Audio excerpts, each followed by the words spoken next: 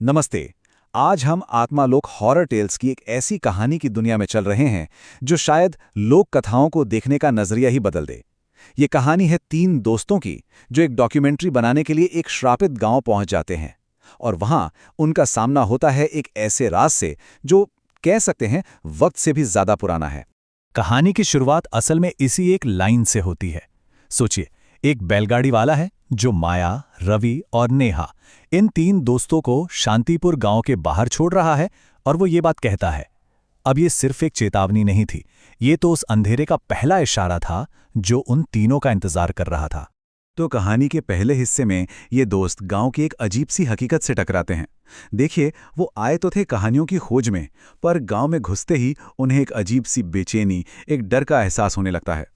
और यहीं से इन तीनों दोस्तों के बीच का तनाव बढ़ना शुरू हो जाता है। एक तरफ है माया, जो एक राइटर है, उसे तो हर कोने में कहानी दिख रही है। और नेहा, रिसर्चर, वो गांव के इतिहास को लेकर बहुत एक्साइटेड है। लेकिन रवि को शुरू से ही लगता है कि कुछ तो गड़बड़ है। वो बस वहां से वापस जाना चाहता है। और बस यहीं से उनके बीच एक दरार पड़नी शुरू हो जाती है। अब गांव वालों का बर्ताव देखिए। उनका स्वागत कोई खुशी से नहीं होता, बल्कि उनके चेहरों पर एक अजीब सा डर दिखता है। सब आपस में फुसफुसा रहे थे, मानो इन तीनों का आना किसी बड़ी मुसीबत का इशारा हो। इससे पूरा माहौल और भी भारी हो जाता है। तो अब कहानी का असली राज खुलना शुरू होता है। दोस्तों को पता चलता है कि गांव वालों के इस अजीब डर की जड़ में एक पुराना रहस्यमयी आईना है। गांव का एक बुजुर्ग उन्हें बताता है कि ये कोई मामूली आईना नहीं है। ये तो सैकड़ों साल पहले हुए एक यज्ञ का हिस्सा है। एक ऐसा यज्ञ जो समय को कंट्रोल करने के लिए किया था, लेकिन वो यज्ञ कामयाब नहीं हो पाया और उल्टा उस आईने में एक श्राप बस गया। और वही श्राप अब पूरे गांव पर एक साये की तरह मंडरा रहा है। वो बुजुर्ग एक ऐसी बात कहता है जो कहानी का सबसे अहम हिस्सा है। वो कहता है, जो उसमें देखता है वो अपने साथ कुछ ले जाता है और कुछ छोड़ भी जाता है। इसका मतलब सीधा सा था कि आईने में देखना एक ऐसा सौदा है जिसका असर हमेशा रहता है। देखने वाला अपनी रूह का एक हिस्सा हमेशा के लिए वहीं छोड़ आता है। अब रवि का डर तो बढ़ता ही जा रहा था। नेहा भी हिचकिचा रही थी, लेकिन माया अपनी कहानी की तलाश में किसी की नहीं सुनती। और तीनों उस पुराने मंदिर को ढूंढने के लिए एक घने, डरावने जंगल के रास्ते निकल पड़ते हैं। उन्हें जरा भी अंदाजा नहीं था कि वो सीधे मौत के मुंह में, या कहूं शराब के मुंह में जा रहे हैं। और फिर वो पल आ ही जाता है जो सब कुछ बदल देता है। माया सारी चेतावनियों को, सारी बातों को भूलकर उस पुराने आईने में देख ही लेती है।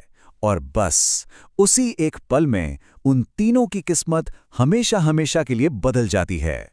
माया की चीख से ही पता चल जाता है कि उसने कुछ बहुत ही भयानक देख लिया है।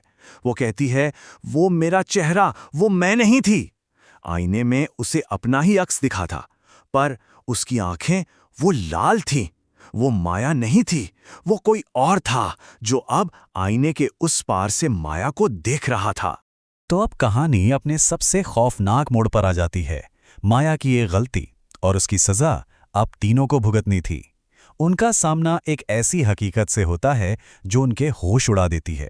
एक ऐसी हकीकत जो उन्हें सोचने पर मजबूर कर देती है कि क्या वो सच में जिंदा भी हैं या नहीं। जैसे ही वो डर कर मंदिर से बाहर भागते हैं, उनके सामने एक ऐसा मंजर था जिसकी कोई कल्पना भी नहीं कर सकता।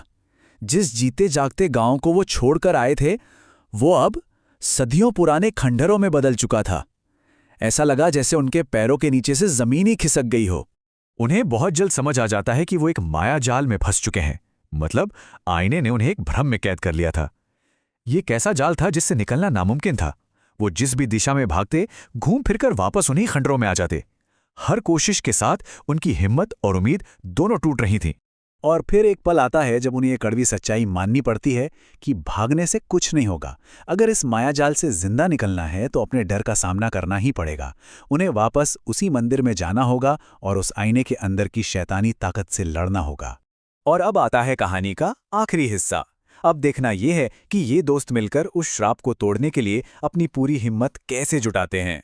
लेकिन जैसे ही वो मंदिर वापस पहुंचते हैं, एक और भयानक नज़ारा उनका इंतजार कर रहा था।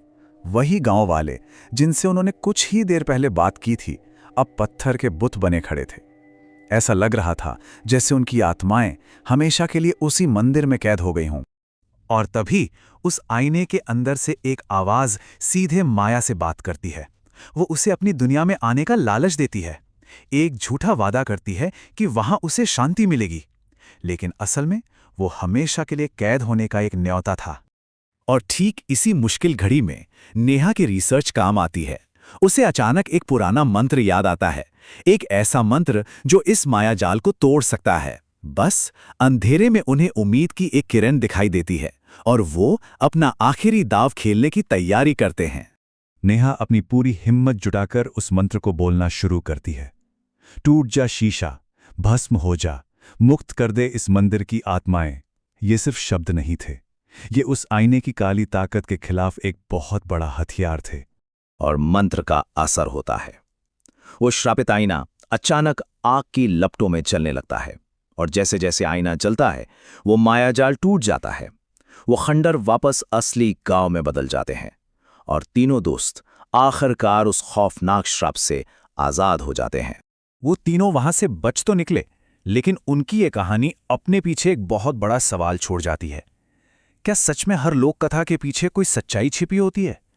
क्या ये पुरानी कहानियां सिर्फ मनोरंजन के लिए हैं, या इनमें कोई ऐसी चेतावनी है जिसे अनदेखा करना बहुत भारी पड़ सकता है?